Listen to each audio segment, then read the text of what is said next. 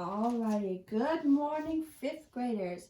We have a lot to get covered in our lesson today, so we're just going to get started. But before we do, I'm going to show you a couple of pictures, and I want you to remember these pictures and maybe pick one or two things that stick out to you and just lock them away in your memory. So we're just going to come back to them very briefly later. Okay, they're super fun pictures. Yes, very much. A lot of them, just pick one or two. Maybe some of these things you've seen before. Maybe you've never seen them before. All right, now we're going to start class off with a little review about what we learned last class, okay? So, first question, and just feel free to shout the answers out to me. This isn't for points. I want to know how much you remember. So, what did President Reagan take a strong stand against? Communism, very good. What was the Strategic Defense Initiative commonly known as? Remember, our hint for this one was movies. It's a series of movies. Star Wars, very good. Why were the Marines in Lebanon? They're part of United Nations peacekeeping effort. Very good. United Nations, not United States. It was United Nations. How many Marines were killed? 241. In the election of 1984, we say that Ronald Reagan won by a landslide.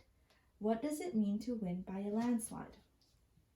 It means, very good, so an overwhelming victory. So it means he won the majority. He won. What tragedy happened on January 28, 1986? It had to do with space and astronauts. The Challenger exploded seconds after liftoff. What had been a symbol of communism? The Berlin Wall, very good. What dramatic moment symbolized the end of communism? The destruction of the Berlin Wall. And lastly, what year did the Berlin Wall fall? 1989, very good. So who was our president when the Berlin Wall came down? It was the one after him. George H.W. Bush, very good. And so who was the president before George H.W. Bush? Ronald Reagan, that's right. And under Ronald Reagan, what advantage did America gain? Something about us grew stronger. Remember, it increased in power. Our military, very good. So our military increased in power. And, the world looked to us and said, whoa, there's a strong country. With a strong government and a strong military. But while our military strength increased, so did our national debt. Now, when you hear the word debt, what are some things that you think of right off the bat? Irby? Money, very good. Money that we owe is very good, Becca. National debt is the amount of money that a government borrowed from banks in other countries. Everybody say it with me. National debt is the amount of money that a government borrowed from banks and other countries. Very good. So America's national debt actually began way back when we were fighting England for independence. And what year did we fight for our independence? 1775. Very good. Yes. So our national debt began all the way back then. Wars are not a cheap effort. In fact, there's a lot of things that we have to pay for. So what are some things that we would have to pay for? Give me some ideas. Food. Okay, food for the soldiers. Very good. Becca? Their uniforms. That's right, because, sometimes the military serves in really, really hot places or really, really cold places. And so they have to be properly clothed. Very good. Their salaries, that's a really, really good one. Some people, the military is how they provide for their families, so they need to be paid properly. And transportation, very good, of course, especially when we take them overseas or in planes or on boats, so they have to pay for the gas and the oil that it takes to get there. Very good job. Now, in order to pay for these things, America had to borrow money from banks and the other sources. However, the national debt has not been paid back yet. In fact, it has continued to increase since 1961. That was a really long time ago, and the national debt just keeps getting bigger. The national debt increases when the government spends more than they collect. And how do they collect money? Do this one word that we taxes, very good. Taxes, that is how the government collects. So the national debt increases when the government is spending more money than they are collecting more money through taxes. Now, since the start of America's national debt, an elected president has always inherited the debt. What does it mean to inherit? Okay, it means to receive. Okay, to receive something from someone after they've passed on or they've moved away. Very good. So when George H.W. Bush became president, he inherited a national debt of over $3 trillion. That's 12 zeros. That's a lot of zeros. And when we say that an elected president inherits the national debt, it means that they are now responsible for it. Some of them have been able to reduce the national debt, but it still has never been completely paid off. Now, George H.W. Bush became president at the start of a new decade. He became president during the 90s. Remember all those little pictures that I showed you earlier?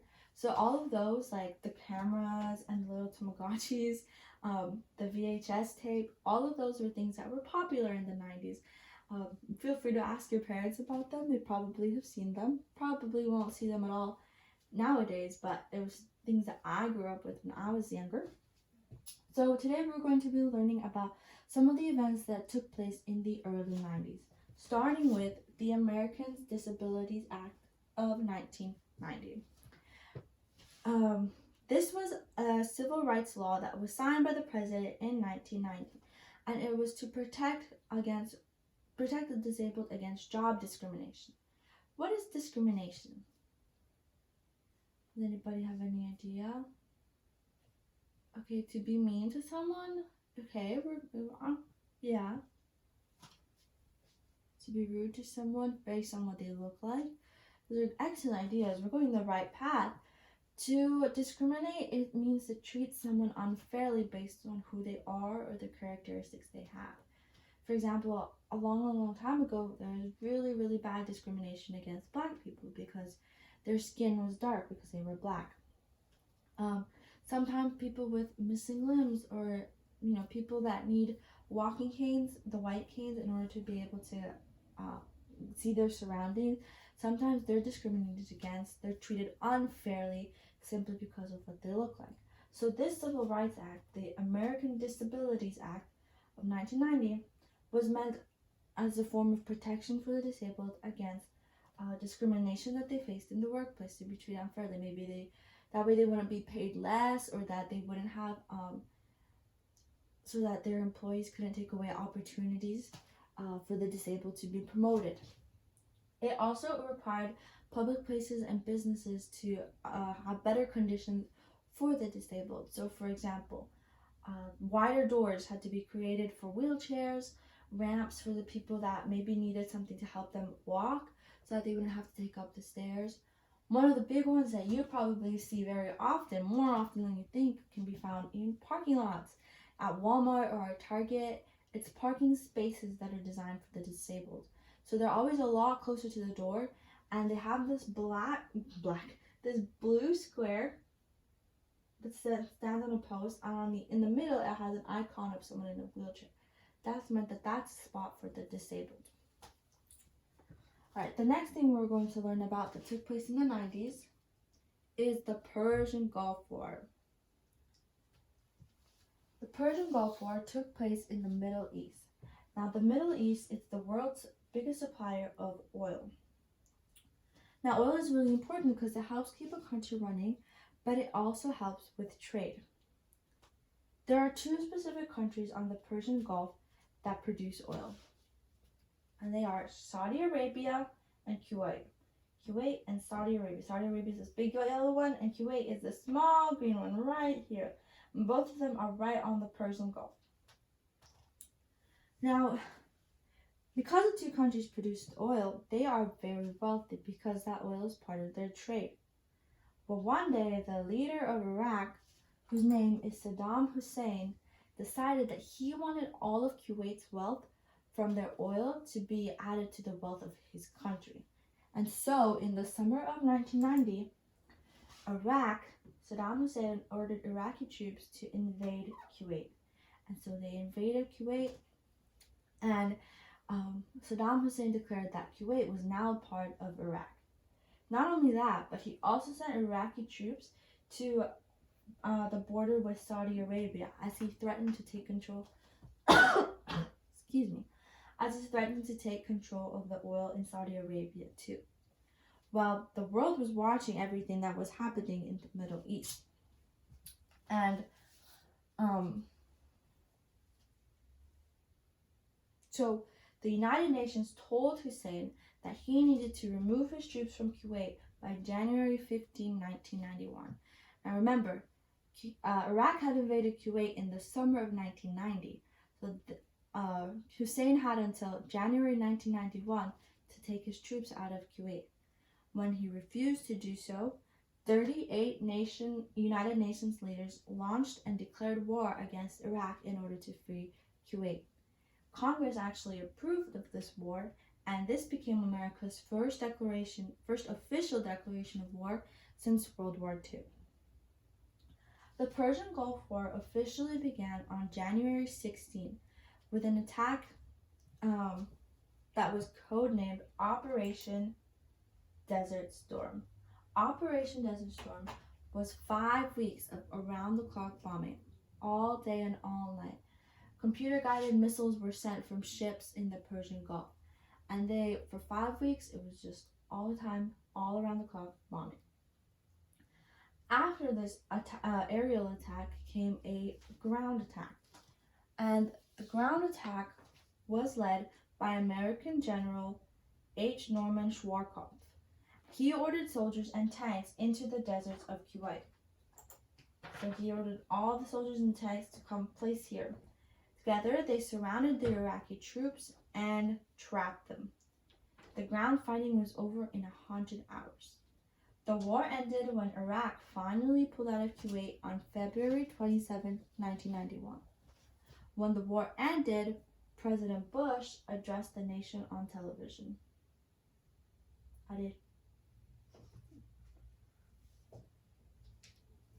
Kuwait is liberated. Iraq's army is defeated. Our military objectives are met. No one country can claim this victory as its own. It was not only a victory for Kuwait, but a victory for all the coalition partners. This is a victory for the United Nations, for all mankind, for the rule of law, and for what is right. Thank you, President Bush. Even though the Persian Gulf was one of the shortest wars, was one of the shortest wars that America had been a part of, do you think it took a lot of organization? Yeah, it did, because it wasn't just one country fighting, it was multiple, and American General Schwarzkopf was in charge of all of them. So we have French troops, American troops, and British troops.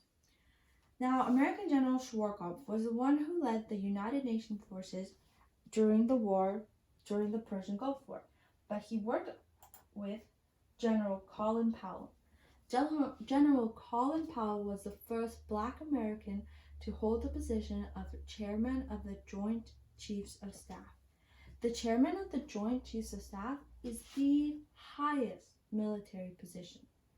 The Joint Chiefs of Staff is a group of military leaders who advise military commanders. So, for example, in the Persian Gulf War, General Colin Powell would have been the one to advise General Schwarzkopf on where to put the troops and the tanks and what strategies to take during the war. This group was established during World War II, and the chairman and the vice chairman are appointed by the president himself. Now I want everybody to get into groups of 3s or 4s, quickly and quietly, and we're going to have a really quick group discussion, okay? And in the discussion, we're going to talk about this. What would it take for the president to choose the person to become the chairman of the Joint Chiefs of Staff? So when he's looking for who to appoint as the chairman, what is he going to be looking for? What qualities, what characteristics will he be looking for? I'll give you 30 seconds to discuss.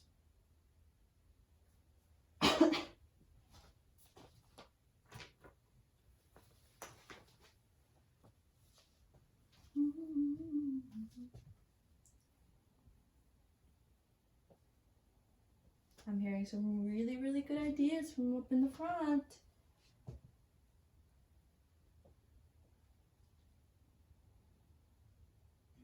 Five seconds. Alright, very good. Now I want everybody to shout out some of the ideas that you and your group came up with and tell me them. You can just shout them out. Wise, maybe he's looking for wisdom, very good. Smart, academically, yeah, that's smart. Ooh, dedicated, I really like that one. A hard worker. Let's go with that one. Let's say, if we're gonna summarize all of it, we're gonna call it all hard work, okay? Y'all gave some really excellent ideas, but you can't get ahead in life if you don't put some work into it. You know, you can't just expect things to be dropped into your laps, like good grades and making it onto the honor roll and principal's roll. You can't expect all of that without putting in any hard work. And the Bible itself recognizes the importance of hard work. In Proverbs 13:4 it says, "The soul of the sluggard desireth and hath nothing, but the soul of the diligent shall be made fat." When you hear the word sluggard, what do you think of? A slug, right? And slugs are gross and they're slimy and slow, and it takes forever for them to get anywhere. Now, what does the word diligent mean? Yes, Araby? To work hard, that's a good one. That's a really good one.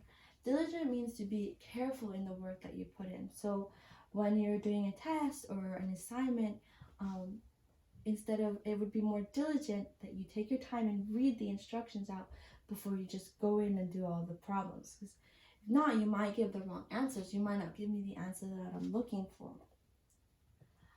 Would you rather be like a sluggard, like someone slow and slimy who doesn't have anything? Or would you rather be diligent in your work so that you can get the right answers and be promoted to higher places? Okay, everybody stand. We're going to say this verse all together and you're going to follow my actions. Ready? Proverbs 13:4. "The soul of the sluggard desireth and hath nothing, but the soul of the diligent shall be made fat." Very good. Everybody take a seat. Now the last event that we're going to talk about today is the end of the Cold War. Oh, where's my clicker? Now, when did the Cold War begin? World War II, after World War II, that's right. In December of 1991, 11 out of the 15 Soviet republics here, 11 out of the 15 decided that they were unhappy with communism in the Soviet Union and that they were going to become independent. And so these 11 republics created the Commonwealth of Independent States. Then, on Christmas Day in 1991, Mikhail Gorbachev, the Soviet president, resigned. Once the Soviet president resigned, the Soviet Union was dissolved. President Bush made an announcement to the American people. Our adversary of 45 years, the one nation that posed a worldwide threat to freedom and peace, is now seeking to join the community of democratic nations. Very good. Thank you, President Bush. You may take a seat. Of the new republics that were formed, the most important one, there's the Soviet president, who resigned on Christmas Day. The new republics was Russia. Russia had 3/4 of the landmass of the former Soviet Union and half the population of the Soviet Union.